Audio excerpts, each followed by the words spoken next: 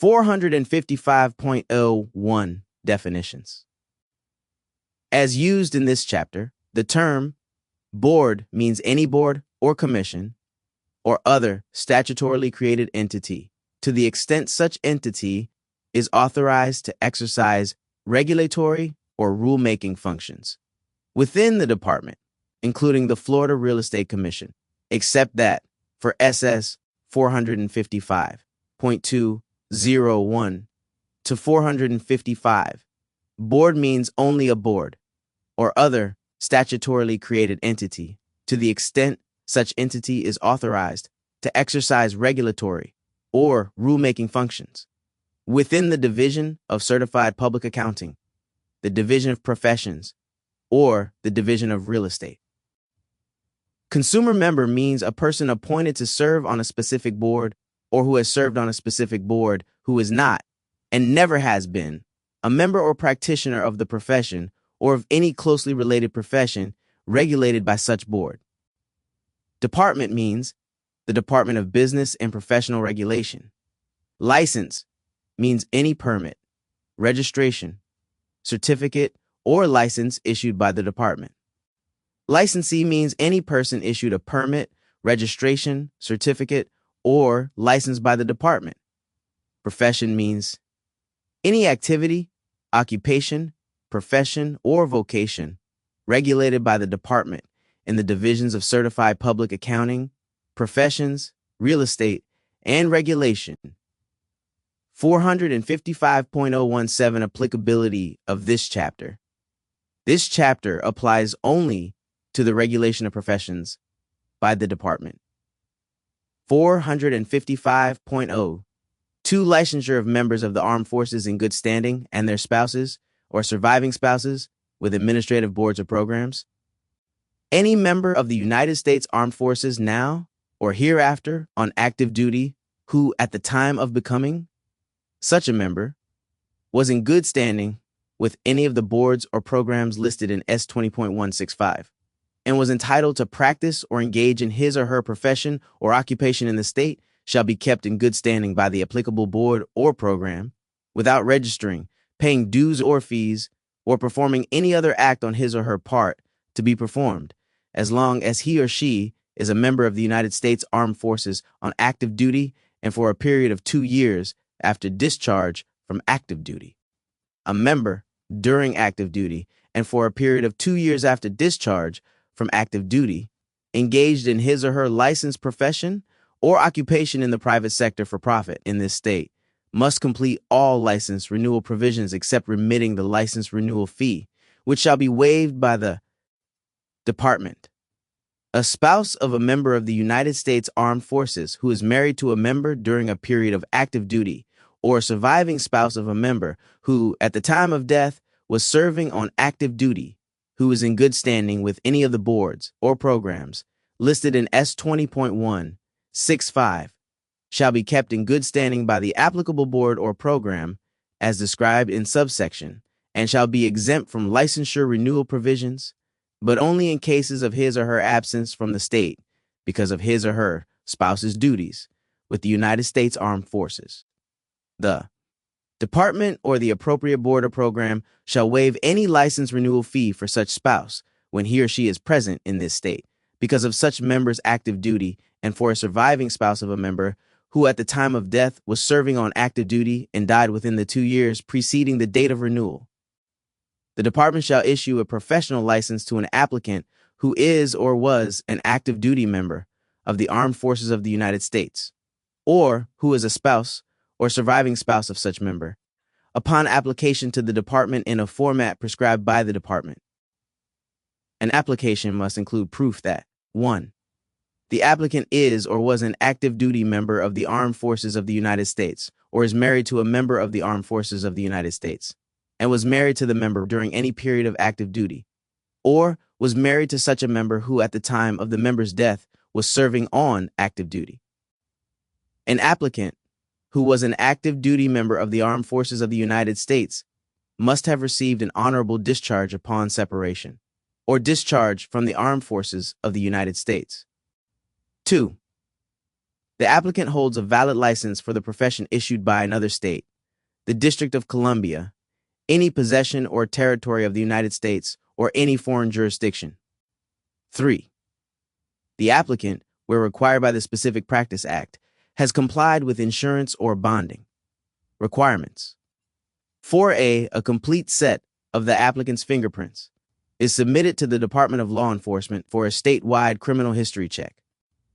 B, the Department of Law Enforcement shall forward the fingerprints submitted pursuant to subparagraph A to the Federal Bureau of Investigation for a national criminal history check.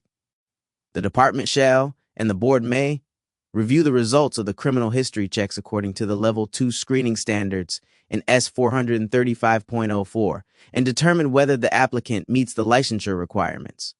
The costs of fingerprint processing shall be borne by the applicant. If the applicant's fingerprints are submitted through an authorized agency or vendor, the agency or vendor shall collect the required processing fees and remit the fees to the Department of Law Enforcement. The department shall waive the applicant's initial licensure application fee. An applicant who is issued a license under this section may renew such license upon completion of the conditions for renewal required of license holders under the applicable Practice Act, including, without limitation, continuing education requirements. This paragraph does not limit waiver of initial licensure requirements under this subsection. 455.1. Zero restriction on requirement of citizenship. No person shall be disqualified from practicing an occupation or profession regulated by the state solely because he or she is not a United States citizen. 455.11 Qualification of immigrants for examination to practice a licensed profession or occupation. 1. It is the declared purpose of this section to encourage the use of foreign-speaking Florida residents duly qualified to become actively qualified in their professions so that all Florida citizens may receive better services. Any person who has successfully completed or is currently enrolled in an approved course of study created pursuant to Chapters 74 to 105 and 75 to 177, Laws of Florida, shall be deemed qualified for examination and re-examinations for a professional or occupational license, which shall be administered in the English language unless 15 or more such applicants request that said re-examination be administered in their native language. In the event that such re-examination is administered in a foreign language, the full cost to the Board of preparing and administering same shall be borne by said applicants. All each board within the department shall adopt and implement programs designed to qualify for examination. Persons who were resident nationals of the Republic of Cuba and who, on July 1st, 1977, were residents of this state. 455.116 Regulation Trust Funds. The following trust funds shall be placed in the department: Administrative Trust Fund, Alcoholic Beverage and Tobacco Trust Fund, Cigarette Tax Collection Trust Fund, Hotel and Restaurant Trust Fund, Division of Florida Condominiums, Timeshares, and Mobile Homes Trust Fund, One Perry Mutual Wagering Trust Fund, Professional Regulation Trust Fund. One note. Section 11, CH 2021 to 269, provides that effective July 1st, 2022, the Perry Mutual Wagering Trust Fund, under S 455.116, Florida statutes, is transferred from the Department of Business and Professional Regulation to the Florida Gaming Control Commission. 455.116, 5 Federal Grants. Trust Fund. 1. The Federal Grants Trust Fund is created within the Department of Business and Professional Regulation. The trust fund is established for use as a depository for funds to be used for allowable grant activities funded by restricted program revenues from federal sources. Monies to be credited to the trust fund shall consist of grants and funding from the federal government, interest earnings, and cash advances from other trust funds. Funds shall be expended only pursuant to legislative appropriation or an approved amendment to the department's operating budget, pursuant to the provisions of Chapter 216. 455.117 Sale of Services and Information by Department. The department may provide, directly or by contract, services and information to other levels of government and private entities. 455.201 Professions and Occupations, regulated by department. Legislative intent. Requirements. 1. It is the intent of the legislature that persons desiring to engage in any lawful profession regulated by the department shall be entitled to do so as a matter of right, if otherwise qualified. The legislature further believes that such professions shall be regulated only for the preservation of the health, safety, and welfare of the public under the police powers of the state. Such professions shall be regulated when their unregulated practice can harm or endanger the health, safety, and welfare of the public, and when the potential for such harm is recognizable and clearly outweighs any anti-competitive impact which may result from regulation. The public is not effectively protected by other means, including, but not limited to, other state statutes, local ordinances, or federal legislation. Less restrictive means of regulation are not available. It is further legislative intent that the use of the term profession with respect to those activities licensed and regulated by the department shall not be deemed to mean that such activities are not occupations for other purposes in state or federal law. Neither the department nor any board may create unreasonably restrictive and extraordinary standards that deter qualified persons from entering the various professions. Neither the department nor any board may take any action that tends to create or maintain an economic condition that unreasonably restricts competition, except as specifically provided by law. Neither the department nor any board may create a regulation that has an unreasonable effect on job creation or job retention in the state, or that places unreasonable restrictions on the ability of individuals who seek to practice or who are practicing a given profession or occupation to find employment. The legislature shall evaluate proposals to increase regulation of already regulated professions or occupations to determine their effect on job creation or retention and employment opportunities. Policies adopted by the department shall ensure that all expenditures are made in the most cost-effective manner to maximize competition, minimize licensure costs, and maximize public access to meetings conducted for the purpose of professional regulation. The long-range planning function of the department shall be implemented to facilitate effective operations and to eliminate inefficiencies. 455.203 Department Powers and Duties. The department, for the boards under its jurisdiction, shall adopt rules establishing a procedure for the biennial renewal of licenses. However, the department may issue to a 4-year license to selected licensees, notwithstanding any other provisions of law to the contrary. Fees for such renewal shall not exceed the fee caps for individual professions on an annualized basis as authorized by law. Appoint the executive director of each board, subject to the approval of the board. Program shall submit an annual budget to the legislature at a time and in the manner provided by law. Develop a training program for persons newly appointed to membership on any board. Familiarize such persons with the substantive and procedural laws and rules and fiscal information relating to the regulation of the appropriate profession and with the structure of the department. Adopt rules pursuant to SS 120.536 and 120.54 to implement the provisions of this chapter. Establish by rule procedures by which the department shall use the expert or technical advice of the appropriate board for the purposes of investigation, inspection, evaluation of applications, other duties of the department, or any other areas the department may deem appropriate. Require all proceedings of any board or panel thereof, and all formal or informal proceedings conducted by the department, an administrative law judge, or a hearing officer with respect to licensing or discipline to be electronically recorded in a manner sufficient to assure the accurate transcription of all matters so recorded. Select only those investigators or consultants who undertake investigations who meet criteria established with the advice of the respective boards.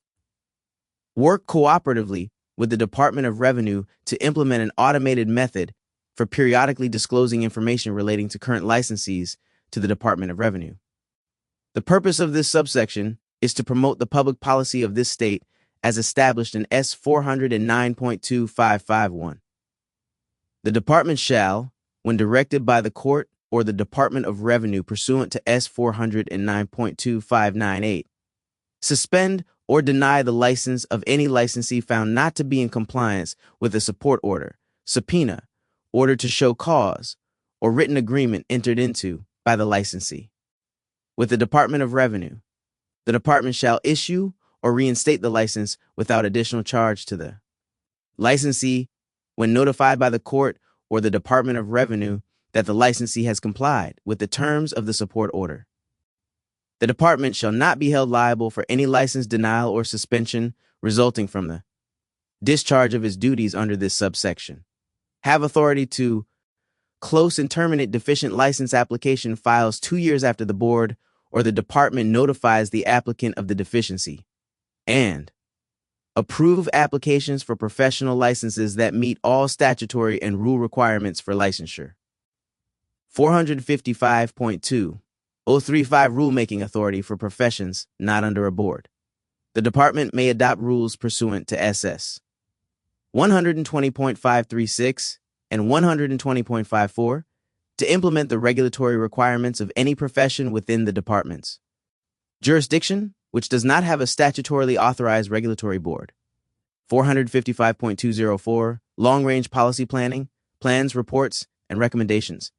To facilitate efficient and cost-effective regulation, the department and the board, where appropriate, shall develop and implement a long-range policy planning and monitoring process to include recommendations specific to each profession.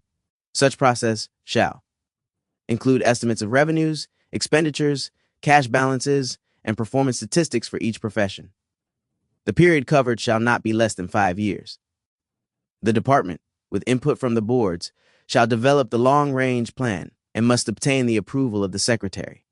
The department shall monitor compliance with the approved long-range plan and, with input from the boards, shall annually update the plans for approval by the secretary. The department shall provide concise management reports to the boards quarterly. As part of the review process, the department shall evaluate whether the department, including the boards and the various functions performed by the department, is operating efficiently and effectively, and if there is a need for a board or council to assist in cost-effective regulation, how and why the various professions are regulated, whether there is a need to continue regulation and to what degree, whether or not consumer protection is adequate and how it can be improved, whether there is consistency between the various practice acts, whether unlicensed activity is adequately enforced. Such plans should include conclusions and recommendations on these and other issues as appropriate. Such plans shall be provided to the governor and the legislature by November 1 of each year. 455.205 Contacting boards through department. Each board under the jurisdiction of the department may be contacted through the headquarters of the department in the city of Tallahassee or at any regional office of the department. 207 Boards. Meetings, compensation and travel section. The board shall annually elect from among its number a chairperson and vice chairperson. The board shall meet at least once annually and may meet as often as is necessary. The chairperson or a quorum of the board shall have the authority to call other meetings. A quorum shall be necessary for the conduct of official business by the board or any committee thereof. Unless otherwise provided by law, 51% or more of the appointed members of the board or any committee, when applicable, shall constitute a quorum. The membership of committees of the board, except as otherwise authorized pursuant to this chapter or the applicable Practice Act, shall be composed of currently appointed members of the board. The vote of a majority of the members of the quorum shall be necessary for any official action by the board or committee. 3 consecutive unexcused absences or absences, constituting 50% or more of the board's meetings within any 12-month period, shall cause the board membership of the member in question to become void, and the position shall be considered vacant. The board, or the department when there is no board, shall, by rule, define unexcused absences. Unless otherwise provided by law, a board member or former board member serving on a probable cause panel shall be compensated $50 for each day in attendance at an official meeting of the board and for each day of participation in any other business involving the board. Each board shall adopt rules defining the phrase other business involving the board, but the phrase may not routinely be defined to include telephone conference calls. A board member also shall be entitled to reimbursement for expenses pursuant to S 112.061. Travel out of state shall the prior approval of the secretary. When two or more boards have differences between them, the boards may elect to, or the secretary may request that the boards establish a special committee to settle those differences. The special committee shall consist of 3 members designated by each board, who may be members of the designating board or other experts designated by the board, and of 1 additional person designated and agreed to by the members of the special committee. In the event the special committee cannot agree on the additional designee, upon request of the special committee, the secretary may select the designee.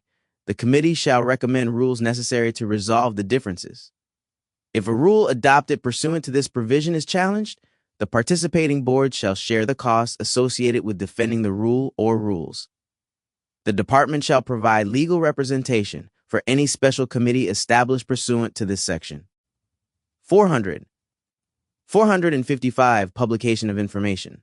The department and the boards shall have the authority to advise licensees periodically, through the publication of a newsletter, about information that the department or the board determines is of interest to the industry. Unless otherwise prohibited by law, the department and the board shall publish a summary of final orders resulting in fines, suspensions, or revocations, and any other information the department or the board determines is of interest to the public. 455.209 Accountability and liability of board members. Each board member shall be accountable to the governor for the proper performance of duties as a member of the board. The governor shall investigate any legally sufficient complaint or unfavorable written report received by the governor or by the department or board concerning the actions of the board or its individual members. The governor may suspend from office any board member for malfeasance, misfeasance, neglect of duty, drunkenness, incompetence, permanent inability to perform the member's official duties, or commission of a felony. Each board member and each former board member serving on a probable cause panel shall be exempt from civil liability for any act or omission when acting in the member's official capacity, and the department shall defend any such member in any action against any board or member of a board arising from any such act or omission. In addition, the department may defend the member's company or business in any action against the company or business if the department determines that the actions from which the suit arises are actions taken by the member in the member's official capacity and were not beyond the member's statutory authority. In providing such defense, the department may employ or utilize the legal services of the Department of Legal Affairs or outside counsel retained. Pursuant to S 287.059, fees and costs of providing legal services provided under this subsection shall be paid from the Professional Regulation Trust Fund, subject to the provisions of SS 215.37 and 455.219. 455. The department shall have standing to challenge any rule or proposed rule of a board under its jurisdiction pursuant to S 120.56. In addition to challenges for any invalid exercise of delegated legislative authority, the administrative law judge, upon such a challenge by the secretary, may declare all or part of a rule or proposed rule invalid if it does not protect the public from any significant and discernible harm or damages, unreasonably restricts competition or the availability of professional services in the state or in a significant part of the state, or unnecessarily increases the cost of professional services without a corresponding or equivalent public benefit. However, there shall not be created a presumption of the existence of any of the conditions cited in this subsection in the event that the rule or proposed rule is challenged. In addition, Either the secretary or the board shall be a substantially interested party for purposes of S 120.54. The board may, as an adversely affected party, initiate and maintain an action pursuant to S 120.68, challenging the final agency action. No board created within the department shall have standing to challenge a rule or proposed rule of another board.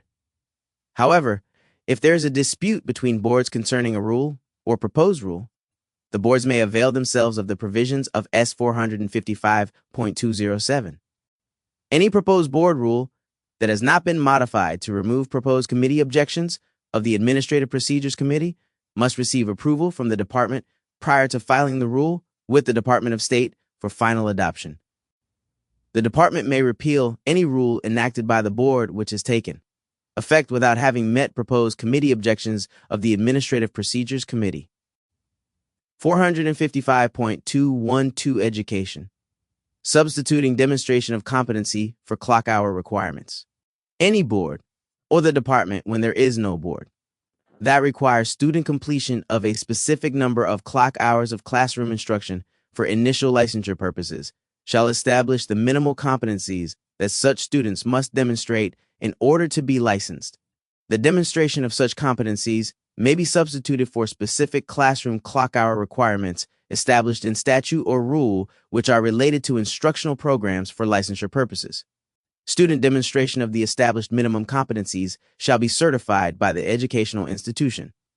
The provisions of this section shall not apply to boards for which federal licensure standards are more restrictive or stringent than the standards prescribed in statute.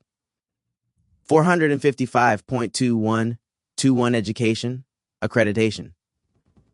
Notwithstanding any other programs and institutions which are required by statute to be accredited, but which were accredited by an agency that has since ceased to perform an accrediting function, shall be recognized until such programs and institutions are accredited by a qualified successor to the original accrediting agency, an accrediting agency recognized by the United States Department of Education, or an accrediting agency recognized by the board, or the department when there is no board. 455.2122 Education. A board, or the department where there is no board, shall approve distance learning courses as an alternative to classroom courses to satisfy pre-licensure or post-licensure education requirements provided for in Part 8 of Chapter 468 or Part I of Chapter 475. A board, or the department when there is no board, may not require centralized examinations for completion of pre-licensure or post-licensure education requirements for those professions licensed under Part 8 of Chapter 468 or Part I of Chapter 475. 455.123 Continuing Education, when there is no board, may provide by rule that distance learning may be used to satisfy continuing education requirements. A board, or the department when there is no board, shall approve distance learning courses as an alternative to classroom courses to satisfy continuing education requirements provided for in Part 8, Part 15, or Part 16 of Chapter 468, or Part I or Part 2 of Chapter 475, and may not require centralized examinations for completion of continuing education. Requirements for the professions licensed under Part 8, Part 15, or Part 16 of Chapter 468, or Part I, or Part 2 of Chapter 475. 455.2124 Proration of or not requiring continuing education. A board, or the department when there is no board, may prorate continuing education for new licensees by requiring half of the required continuing education for any applicant who becomes licensed with more than half the renewal period remaining, and no continuing education for any applicant who becomes licensed with half or less than half of the renewal period remaining, or require no continuing education until the first full renewal cycle of the licensee. These options shall also apply when continuing education is first required or the number of hours required is increased by law or the board, or the department when there is no board. Continuing education. With post-secondary education boards prior to any state agency or board that has jurisdiction over the regulation of a profession or occupation shall consult with the Commission for Independent Education, the Board of Governors of the state university system, and the State Board of Education prior to adopting any changes to training requirements relating to entry into the profession or occupation. This consultation must allow the Educational Board to provide advice regarding the impact of the proposed changes in terms of the length of time necessary to complete the training program and the fiscal impact of the changes. The Educational Board must be consulted only when an institution offering the training program falls under its jurisdiction. 455.213 General Licensing Provisions. Any person desiring to be licensed shall apply to the department in writing. The application for licensure shall be submitted on a form prescribed by the department and must include the applicant's social security number. Notwithstanding any other provision of law, the department is the sole authority for determining the contents of any documents to be submitted for initial licensure and licensure renewal. Such documents may contain information, including, as appropriate, demographics, education, work history, personal background, criminal history, finances, business information, complaints, inspections, investigations, discipline, bonding, photographs, performance periods, reciprocity, local government approvals, supporting documentation, periodic reporting requirements, fingerprint requirements, continuing education requirements, and ongoing education monitoring. The application shall be supplemented as needed to reflect any material change in any circumstance or condition stated in the application, which takes place between the initial filing of the application and the final grant or denial of the license, and which might affect the decision of the department. In order to further the economic development goals of the state, and notwithstanding any law to the contrary, the department may enter into an agreement with the county tax collector for the purpose of appointing the county tax collector as a department's agent to accept applications for licenses and applications for renewals of licenses. The agreement must specify the time within which the tax collector must forward any applications and accompanying application fees to the department. In cases where a person applies or schedules directly with a national examination organization or examination vendor to take an examination required for licensure, any organization or vendor-related fees associated with the examination may be paid directly to the organization or vendor. An application is received for purposes of S-120.60 upon the department's receipt of the application submitted in the format prescribed by the department. The application fee set by the board, or, if there is no board, set by the department, and any other fee required by law or rule to be remitted with the application. Before the issuance of any license, the department may charge an initial license fee as determined by rule of the applicable board, or, if no such board exists, by rule of the department.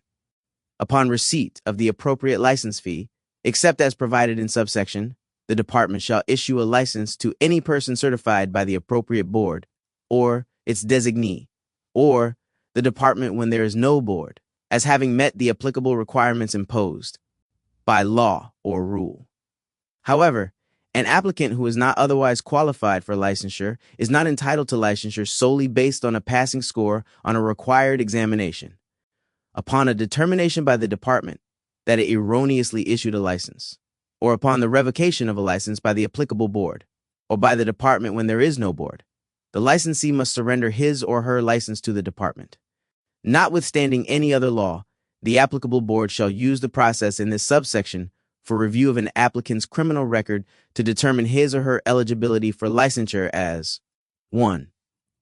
A barber under Chapter 476. 2. A cosmetologist or cosmetology specialist under Chapter 477. 3. Any of the following construction professions under Chapter 489. A. Air conditioning contractor. B. Electrical contractor. C. Mechanical contractor. D. Plumbing contractor. E. Pollutant storage systems contractor. F. Roofing contractor. G sheet metal contractor, H solar contractor, I swimming pool and spa contractor, J underground utility and excavation contractor, or K other specialty contractors, or 4. Any other profession for which the department issues a license, provided the profession is offered to inmates in any correctional institution or correctional facility as vocational training or through an industry certification program. 1. A conviction or any other adjudication for a crime more than 5 years before the date the application is received by the applicable board may not be grounds for denial of a license specified in paragraph. For purposes of this paragraph, the term conviction means a determination of guilt that is the result of a plea or trial, regardless of whether adjudication is withheld. This paragraph does not limit the applicable board from considering an applicant's criminal history that includes a crime listed in S775.2111 or S776.08 at any time, but only if such criminal history has been found to relate to the practice of the applicable profession. 2. The applicable board may consider the criminal history of an applicant for licensure under subparagraph 3, if such criminal history has been found to relate to good moral character. 1. A person may apply for a license before his or her lawful release from confinement or supervision. The department may not charge an applicant an additional fee for being confined or under supervision. The applicable board may not deny an application for a license solely on the basis of the applicant's current confinement or supervision. 2. After a license application is approved, the applicable board may stay the issuance of a license until the applicant is lawfully released from confinement or supervision, and the applicant notifies the applicable board of such release. The applicable board must verify the applicant's release with the Department of Corrections before it issues a license. 3.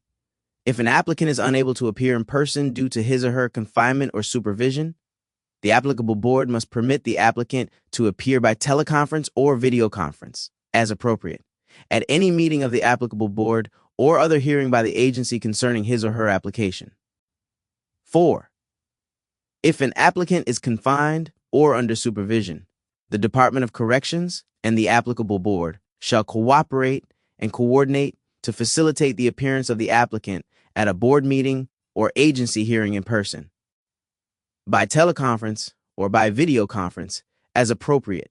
Each applicable board shall compile a list of crimes that, if committed and regardless of adjudication, do not relate to the practice of the profession or the ability to practice the profession and do not constitute grounds for denial of a license.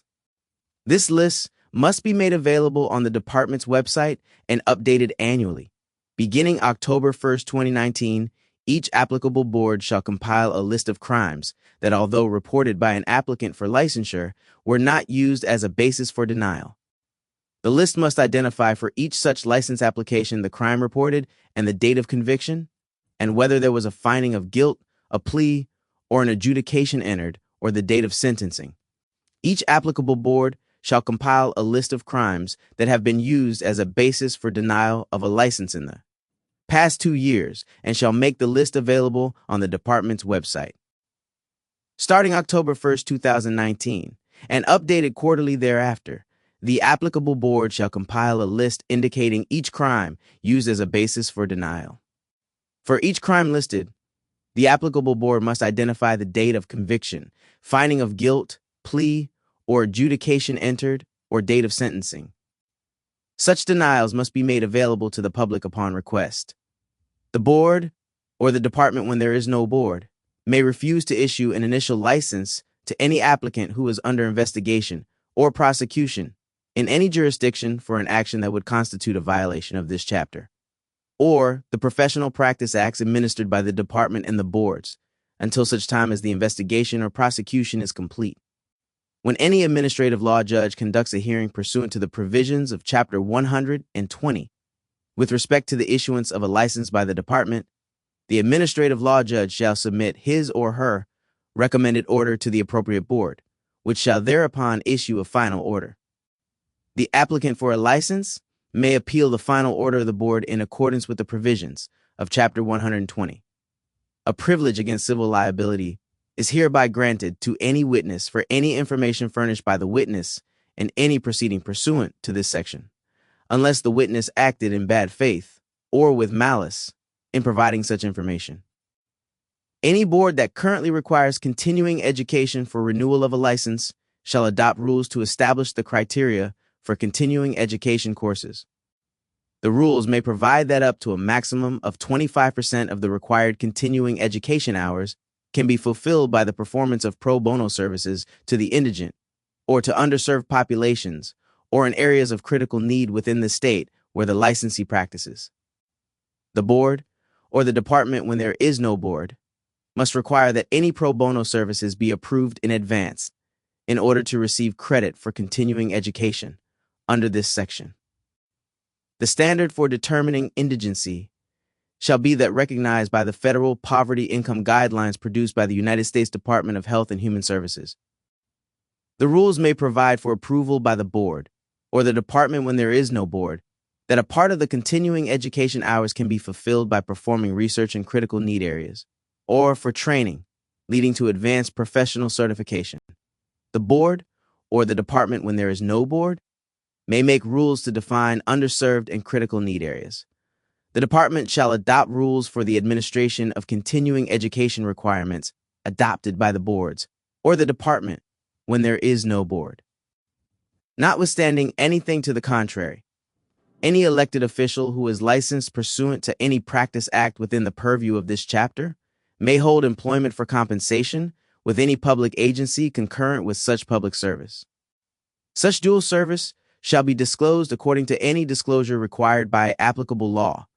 In any instance in which a licensee or applicant to the department is required to be in compliance with a particular provision by on or before a certain date, and if that date occurs on a Saturday, Sunday, or a legal holiday, then the licensee or applicant is deemed to be in compliance with the specific date requirement if the required action occurs on the first succeeding day, which is not a Saturday, Sunday, or legal holiday. Pursuant to the Federal Personal Responsibility and Work Opportunity Reconciliation Act of 1996, each party is required to provide his or her Social Security number in accordance with this section.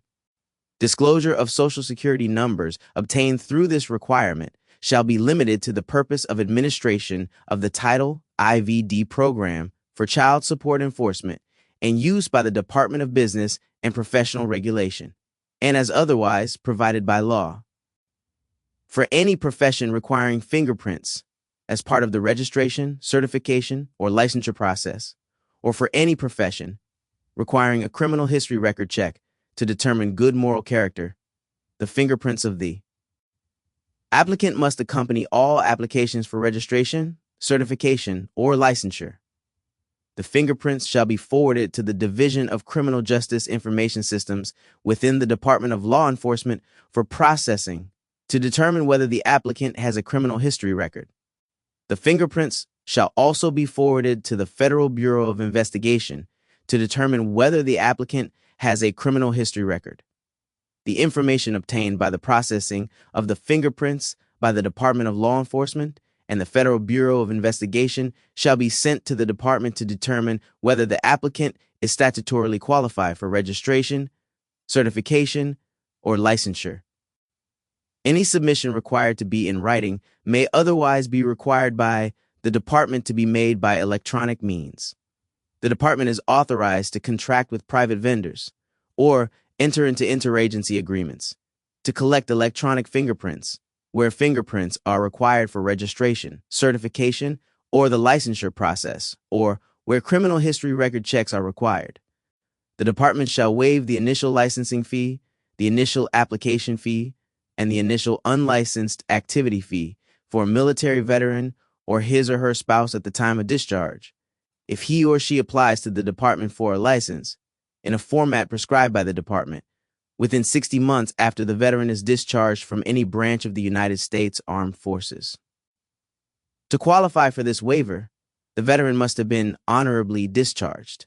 The department or a board must enter into a reciprocal licensing agreement with other states if the practice act within the purview of this chapter permits such agreement, if a reciprocal licensing agreement exists, or if the department or board has determined another state's licensing requirements or examinations to be substantially equivalent or more stringent to those under the Practice Act.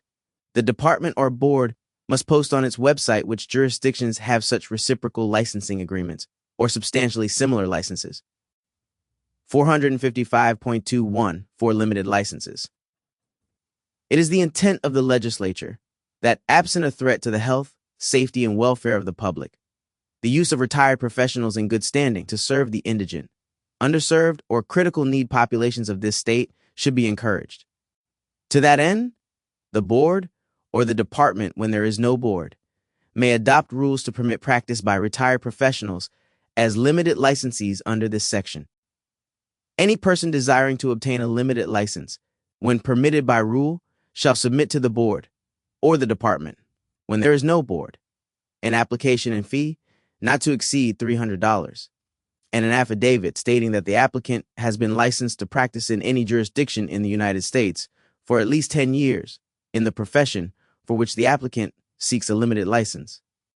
The affidavit shall also state that the applicant has retired or intends to retire from the practice of that profession and intends to practice only pursuant to the restrictions of the limited license granted pursuant to this section. If the applicant for a limited license submits a notarized statement from the employer stating that the applicant will not receive monetary compensation for any service involving the practice of his or her profession, the application and all licensure fees shall be waived. The board, or the department when there is no board, may deny limited licensure to an applicant who has committed or is under investigation or prosecution for any act which would constitute the basis for discipline pursuant to the provisions of this chapter or the applicable Practice Act. The recipient of a limited license may practice only in the employ of public agencies or institutions or nonprofit agencies or institutions which meet the requirements of S. 501 of the Internal Revenue Code and which provide professional liability coverage for acts or omissions of the limited licensee. A limited licensee may provide services only to the indigent, underserved, or critical need populations within the state. The standard for determining indigency shall be that recognized by the Federal Poverty Income Guidelines produced by the United States. Department of Health and Human Services. The board, or the department when there is no board, may adopt rules to define underserved and critical need areas and to ensure implementation of this section. A board, or the department when there is no board, may provide by rule for supervision of limited licensees to protect the health, safety, and welfare of the public. Each applicant granted a limited license is subject to all the provisions of this chapter and the respective Practice Act under which the limited license is issued, which are not in conflict with this section. This section does not apply to Chapter 458 or Chapter 459, 455.217 examinations. This section shall be read in conjunction with the appropriate Practice Act associated with each regulated profession under this chapter. The Division of Professions of the Department of Business and Professional Regulation shall provide, contract, or approve services for the development, preparation, administration, scoring, score reporting, and evaluation of all examinations. The division shall seek the advice of the appropriate board in providing such services. The department, acting in conjunction with the Division of Service Operations, the Division of Professions, and the Division of Real Estate, as appropriate, shall ensure that examinations adequately and reliably measure an applicant's ability to practice the profession regulated by the department. After an examination developed or approved by the department has been administered, the board or department may reject any question which does not reliably measure the general areas of competency specified in the rules of the board or department. When there is no board, the department shall use qualified outside testing vendors for the development, preparation, and evaluation of examinations when such services are economically and viably available and approved by the department. For each examination developed by the department or contracted vendor, to the extent not otherwise specified by statute, the board or the department, when there is no board, shall by rule specify the general areas of competency to be covered by the examination, the relative weight to be assigned in grading each area tested, the score necessary to achieve a passing grade, and the fees, where applicable, to cover the actual cost for any purchase, development, and administration of the required examination. However, statutory fee caps in each practice act shall apply. This subsection does not apply to national examinations approved and administered pursuant to paragraph. If a practical examination is deemed to be necessary, rules shall specify the criteria by which examiners are to be selected, the grading criteria to be used by the examiner, the relative weight to be assigned in grading each criterion, and the score necessary to achieve a passing grade. When a mandatory standardization exercise for a practical examination is required by law, the board may conduct such exercise. Therefore, board members may serve as examiners at a practical examination with the consent of the board. A board, or the department when there is no board, may approve by rule the use of any national examination, which the department has certified as meeting requirements of national examinations and generally accepted testing standards pursuant to department rules. Providers of examinations, which may be either profit or nonprofit entities, seeking certification by the department shall pay the actual costs incurred by the department in making a determination regarding the certification. The department shall use any national examination which is available, certified by the department and approved by the board.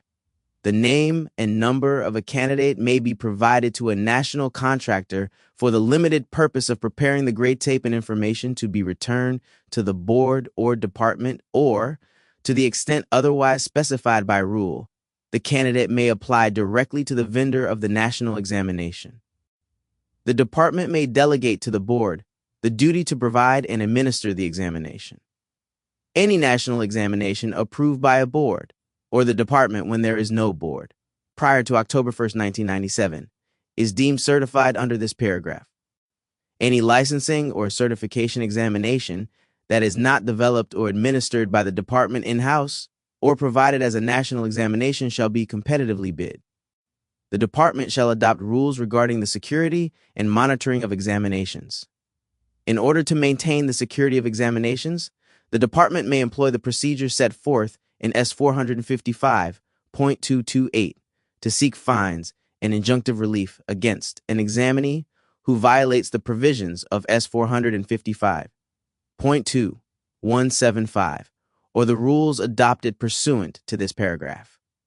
The department, or any agent thereof, may, for the purposes of investigation, confiscate any written, photographic, or recording material or device in the possession of the examinee at the examination site, which the department deems necessary to enforce such provisions or rules. If the professional board with jurisdiction over an examination concurs, the department may, for a fee, share with any other state's licensing authority an examination developed by or for the department, unless prohibited by a contract entered into by the department for development or purchase of the examination. The department, with the concurrence of the appropriate board, shall establish guidelines that ensure security of a shared exam and shall require that any other state's licensing authority comply with those guidelines. Those guidelines shall be approved by the appropriate professional board. All fees paid by the user shall be applied to the department's examination and development program for professions regulated by this chapter. All fees paid by the user for professions not regulated by this chapter shall be applied to offset the fees for the development and administration of that profession's examination. If both a written and a practical examination are given, an applicant shall be required to retake only the portion of the examination for which he or she failed to achieve a passing grade. If he or she successfully passes that portion within a reasonable time of his or her passing the other portion. For each examination developed by the department or a contracted vendor, the board or the department when there is no board shall make rules providing for re-examination of any applicants who fail an examination developed by the department or a contracted vendor. If both a written and a practical examination are given, an applicant shall be required to retake only the portion of the examination for which he or she failed to achieve a passing grade. If the applicant successfully passes that portion within a reasonable time, as determined by rule of the board, or department when there is no board, of his or her passing the other portion.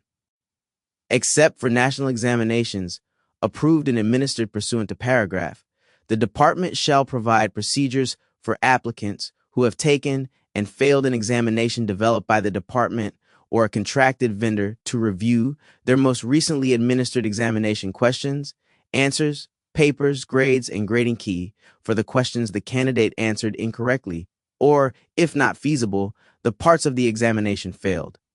Applicants shall bear the actual cost for the department to provide examination review pursuant to this subsection. An applicant may waive in writing the confidentiality of his or her examination grades. For each examination developed or administered by the department or a contracted vendor, an accurate record of each applicant's examination questions, answers, papers, grades, and grading key shall be kept for a period of not less than 2 years, immediately following the examination, and such record shall thereafter be maintained or destroyed as provided in chapters 119 and 257. This subsection does not apply to national examinations approved and administered pursuant to paragraph. Meetings and records of meetings of any member of the department or of any board or commission within the department held for the exclusive purpose of creating or reviewing licensure examination questions or proposed examination questions are confidential and exempt from SS 119.0, 7, and 286.01. 1, however, this exemption shall not affect the right of any person to review an examination as provided in subsection. For examinations developed by the department or a contracted vendor, each board or the department when there is no board may provide licensure examinations in an applicant's native language. Applicants for examination or re-examination pursuant to this subsection shall bear the full cost for the department's development, preparation, administration, grading, and evaluation of any examination in a language other than English or Spanish. Requests for translated examinations, except for those in Spanish, must be on file in the board office or with the department when there is no board, at least 6 months prior to the scheduled examination. When determining whether it is in the public interest to allow the examination to be translated into a language other than English or Spanish, the board or the department, when there is no board, shall consider the percentage of the population who speak the applicant's native language. In addition to meeting other requirements for licensure by examination or by endorsement, an applicant may be required by a board or by the department, if there is no board, to pass an examination pertaining to state laws and rules applicable to the practice of the profession regulated by that board or by the department. This subsection does not apply to persons regulated under Chapter 473